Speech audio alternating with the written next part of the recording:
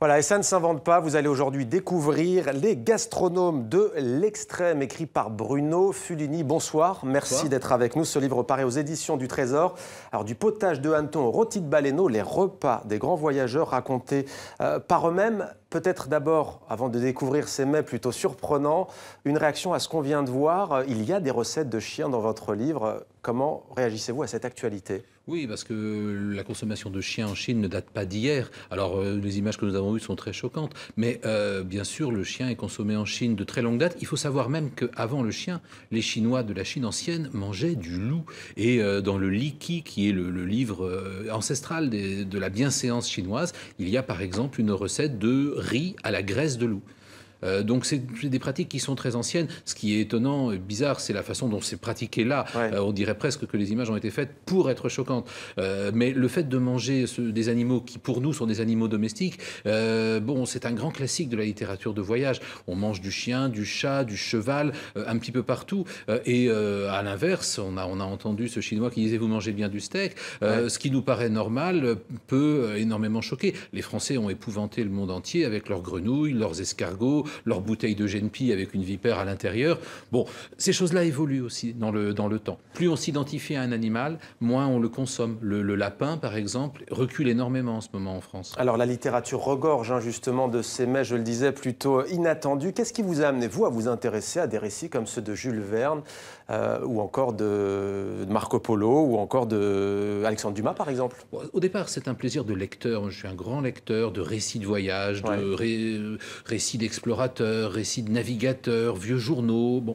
Et ce qui m'a frappé, c'est la fréquence des chapitres, des passages consacrés à des repas. On n'aurait pas ça dans des biographies d'hommes politiques, par exemple. Mais un voyageur, évidemment, pour lui, il est vital de manger. Et lorsqu'on est dans un contexte très éloigné de ce qu'on connaît, eh bien, on mange ce qu'il y a. Il le fait parfois par nécessité, forcément, bien entendu. Alors, il y a les pieds d'ours panés à la russe. On a vu un petit peu la carte, on la voit d'ailleurs à l'antenne. Il y a l'agouti à la crème, les papillons roussis. Ah là, quel est celui qui vous a le plus surpris, vous, parmi ces mets? Le plus étonnant, c'est celui qui est en couverture, le rôti de baleineau. Manger un baleineau. Imaginez aujourd'hui, avec notre souci de biodiversité, à quel point c'est choquant. Pourquoi et comment est-ce qu'on a été amené à manger un rôti de baleineau? En fait, c'était un missionnaire qui était aux îles Marquises et il avait été reçu par le roi de l'île qui avait fait un festin grandiose. Et donc, c'était une question de prestige. Les questions de nourriture sont souvent liées à des questions de prestige, des questions politiques. Il fallait taper plus fort et donc il a fait creuser un grand trou et dans un four souterrain, il a fait rôtir un baleineau. Alors il y a le singe étuvé aussi, il y a les filets de kangourou sautés. Ça va vous surprendre, mais est-ce que vous avez goûté à l'un de ces mets? Vous avez tenté? Oui, vous savez, la plupart de ces mets sont quand même très exotiques et très étranges. Alors il y a des petites choses mangeables quand même dans le livre, mais c'est pas un livre qui a une vocation pratique, c'est plus un livre pour rêver. Par contre, la tarte au vinaigre, qui pourrait paraître une chose étrange, est à peu près aussi bonne qu'une tarte au citron, par exemple. Les Malgaches font une brouillade d'œufs mélangée avec de la moelle de zébu. On peut obtenir avec de la moelle de bœuf quelque chose de très onctueux et de tout à fait comparable. Alors vous nous faites notamment découvrir un écrivain, parce qu'il n'y a pas que des récits de grands voyageurs, il y a notamment cet écrivain, dont d'ailleurs je n'ai plus le nom au moment où je dis, c'est Hector France, voilà. Son livre est évocateur, le titre en tout cas. Alors Hector France voulait faire un livre un petit peu analogue à celui-là, il n'a jamais réussi à le faire.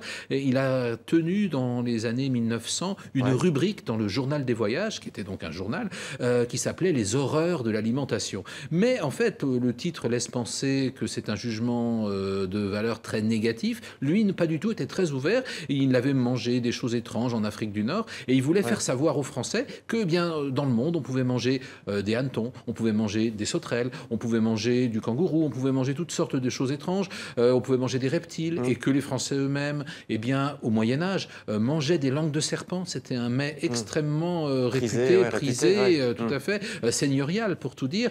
Et donc en fait, eh bien, il essaye de faire prendre conscience à ses contemporains de la relativité de tout cela. Et il y a même une dimension utopique avec l'idée que plus on élargit notre horizon alimentaire, eh bien, plus on pourra nourrir la population et faire reculer la faim. Et au-delà des découvertes justement et de l'aspect parfois impressionnant, c'est au fond toute cette relativité des goûts que vous nous donnez aujourd'hui à voir. Parce que, par exemple, prenons le lapin aujourd'hui, les enfants ne veulent plus en manger parce qu'ils le côtoient de près. Le chien est le compagnon de l'homme.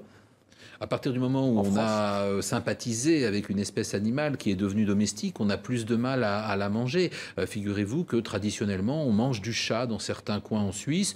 Ça se fait de moins en moins, et en tout cas vraiment en cachette. C'est assez mal porté. À l'inverse, pendant très longtemps, en Europe, les insectes, c'était quelque chose que nous repoussions. Et de plus en plus, on voit venir des confiseries incluant des insectes ou des morceaux d'insectes. Eh bien voilà, il y a notamment cette magnifique carte dépliable qui fait la une de votre livre, Les gastronomes de l'extrême. Merci Bruno Fulini, c'était aux éditions du Trésor. Merci. D'être venu sur le plateau de 64 minutes sur TV5 Monde.